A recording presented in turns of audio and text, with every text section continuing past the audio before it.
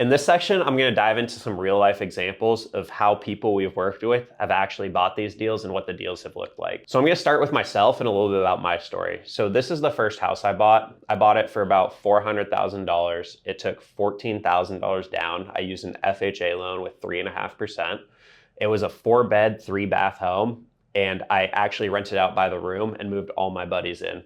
So this house actually had an extra bonus room too. So I was able to rent out 4 total rooms and live in 1, so I had 5 rooms. Trevor, how long ago did you buy this house? I bought this home pretty fresh out of college, so I was 22 years old. So it's been about 4 or 5 years ago now. And how much do you think it's worth right now, roughly? It's worth about $150,000 more. So $150,000 equity, 5 years based off a $14,000 down payment. Correct. That's kind of crazy. Yes, it's pretty insane. And when I got started, I wasn't looking for that appreciation play. My whole goal starting out was financial independence. So I bought this house just trying to cut my living expenses. So I bought this, rent out the rooms, and I was able to live in the home for free and actually make some money on top of it, cutting my housing expenses to 0. If I remember, you were pretty close to retired after 1 or 2 of your first purchases, right? Well, yeah. So then I thought, this is a great idea after getting this first house, and I did it again. So my second home was again a 4-bed, 3-bath home. It was a mile away from my next home, but on this one, I didn't have any more friends to move into the home, so I learned about renting to strangers. I did the same exact model though, but this time I got 2 bonus rooms in the home rather than 1. So I did this because I could increase cash flow, and for a larger home, my monthly payment only went up a minuscule amount. My monthly payment went up maybe $400, $500 a month, but I got 2 extra rooms, which brought me in $700 to $900 per room in rent. So I did the same exact thing with these strangers, again, live for free while making money. And yeah, after I did these 2 deals, I was cash flowing $2,500 a month or so.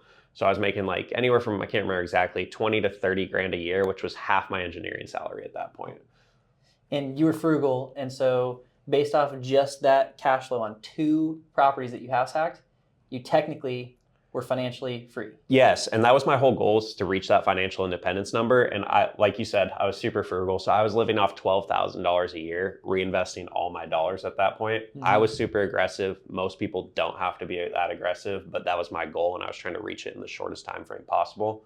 But yeah, just after 2 houses and renting out by the rooms, I was able to achieve that. So after I achieved that financial independence number, I got hyped on real estate. I wanted to buy more deals, and I was getting super into it.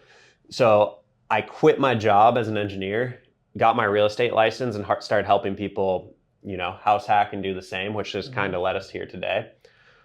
But I did not realize after quitting my W-2 job, I could no longer qualify for loans. So at that point, my plan was to buy 1 rental a year, and in 10 years, I'd have 10 rentals, and it would be great. But once I quit that job, I figured out I could not get another loan at that point, so I had to come up with new options. Mm-hmm. And when I talked to you guys about partnerships earlier, this is how I learned about them. So at that point, I had a lot of people ask me about what I was doing, so a lot of people willing to partner with me. You guys will experience the same. Once you own 1 rental property, you literally own more rentals than like 99% of the US. So you become an expert in that field, even though you don't feel like one. And there's still a ton to learn after that, but you just know so much more than the average person. So people were asking to partner with me. So I partnered with a buddy, and we bought a 4-plex together. We then used his loan with 3.5% down, and he moved in and house hacked it.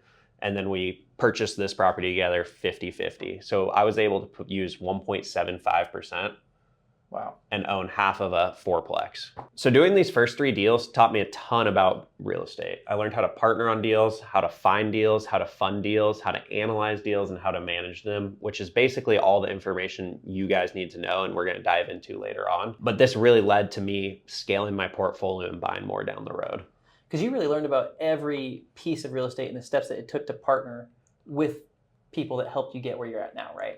Exactly. So starting out, it was just me, and then I learned I could do more deals and I could do them faster by partnering with others. So here's an example of one of our clients, Alex. Alex is the perfect example of what you guys can do over time by house hacking. So Alex is married and has a kid, so he's not going to go buy a house and rent it out by the room like I was, which I totally get. That's not the thing most people do. So what Alex did instead is he would buy a house, he would do minor upgrades or maybe no upgrades at all, live in it for a year, and move to the next.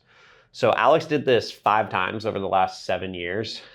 He spent $80,000 total to acquire this amount of real estate that now cash flows 60 grand per year. And he pays down his loan $60,000 per year. And he has $1 million of equity in these properties at this point. That's crazy. So yeah, he took a tiny amount of money compared to the amount of wealth he was able to create. So to give you an example, that was $12,000 a year he spent to get there. So now he has $1 million of equity. His cash flow is basically replacing his entire investment. He's getting like an 80% return just on cash flow. I'm sure that he's got a ton of principal pay down, probably somewhere close to what, $5,000 a month? Yep. So that's the $60,000 a year. I thought you said 60 in cash flow. $60,000 in cash flow and $60,000 in principal pay down. When Alex bought each of these properties, he actually didn't cash flow at all on any of them. So he would be -100 to -500 per month cash flow on these, but he knew rents would increase over time and he would eventually cash flow on these. So when he was looking at that, he knew, hey, this negative cash flow is also just going to, principal pay down. So it's not a huge deal to me and I can afford $100 a month at this time. So here's another example. This is Sabrina. Sabrina was married with a family and she was actually one of our early clients starting out and is now part of our team helping people do this same thing. So she was looking for more cash flow when she started out. So she did buy the room like I did, but did midterm rentals on top of this. So she would buy a house and rent it out to traveling nurses because she could have less rooms in the house and achieve the same amount of cash flow in this case. She would eventually move out of these properties and turn them into long-term rentals. Some of them are still midterm rentals, but she's been able to acquire $1.5 million worth of real estate just through doing this model. This is a duplex Kevin just bought. So Kevin is a 46-year-old investor now. He bought his first home 10 years ago. So his is a little bit different of a story. So he was able to build equity in that home over time just by living in it. And he did a HELOC on that home, which is a home equity line of credit. It's kind of like a second loan against your home. And he was able to use that money to go buy this duplex. At what point do HELOCs become a way for you to help jumpstart your next purchases? How long do you have to wait to get enough equity for that? So you can add equity immediately by adding value and going and getting a HELOC. Or if you put a lot amount of money down on your first property, you can go borrow that money back to buy the next property. So there's a few different ways to go about it. How hard are those to get applied for? It takes about 15 minutes to apply. You can go to your local credit union or bank and fill out an application. And it costs you nothing to see if you qualify for it. So if you are moving out of a home, I recommend every single person does it or tries to do it. I know refinancing can sometimes be a bit expensive. Are HELOCs also expensive? HELOCs almost cost you nothing to do. And rather than having to refinance your home and get a new loan on it, you can leave your current loan in place and then get this second loan through a HELOC. Got it. So the only reason to refinance is if the rates are lower than your original term, right? Or you want long-term fixed rate debt on that. A HELOC can sometimes be variable and not fixed. Got it. That makes sense. So here's a completely different example. This is Arij, and Arij only buys modern luxury homes. So she's a doctor and she wants to live in like this stylish property like you're seeing here. And what she does is buy these properties with ADUs. So she'll either live in the ADU or main house and rent out the other part of it. And then she'll move to the next property and keep on repeating. This is just to show you guys, you don't have to just house hack a normal house. There's not one way to do it. You can do it with luxury properties also. We also have clients who are purchasing like $1.2 million homes and using this same model. Was Arij able to house hack these deals close to a zero payment? Or was she just lowering her payment to less than she would have rented for? Yeah, her goal wasn't to cut her living expenses completely. So she was able to lower what she was paying to live by renting out half of it essentially. But her goal was to acquire rentals. So she would move to the next and then she would have just a normal property for the previous one that then made financial sense for her. Here's a value add property example. So Riley bought this when he was 24 years old. He was somewhat handy, but he had never worked on a house before, but he knew he wanted to do a value add property. So he bought this doing all the work himself on this thing. He bought it for 300 grand and he put $9,000 of actual material into it and then did all the labor himself for the most part. So he was able to spend 9 grand and make this property worth like $75,000 to $100,000 more. His plan was to sell this at the end or just live in it for a while and turn it to a rental. He wasn't exactly sure what he was going to do at that point. And here's an example to show you guys like what it actually cost him. So this is a full breakdown of the actual fees he spent. So you can see his dump fees, drywall, paint, kitchen countertops, and all the other fees. And it actually came out to $8,386. So he was able to put 3% down on this property, spend an additional 8, and increase his net worth by $75,000 to $100,000. So those are just a few real life examples of people using different strategies. This is just to give you guys an idea of different clients we've worked with. There's a ton more using other strategies as well. But I just wanted to show you they all come from different walks of life, have different goals, different investment backgrounds, and different skill levels. But they all started pretty much in the same spot I did, not knowing a ton and just getting going. And how can you help those people move a lot faster than you did? I've been through it, so I know the pitfalls and mistakes people can make, and then the shortcuts you can take. The biggest thing beginners run into is they don't know where to start and what their goals are. So we help people think through, okay, what can I actually do? What are my options? And what fits that goal that I have? Because everyone has different goals. And then we create a plan based on that and start executing the plan.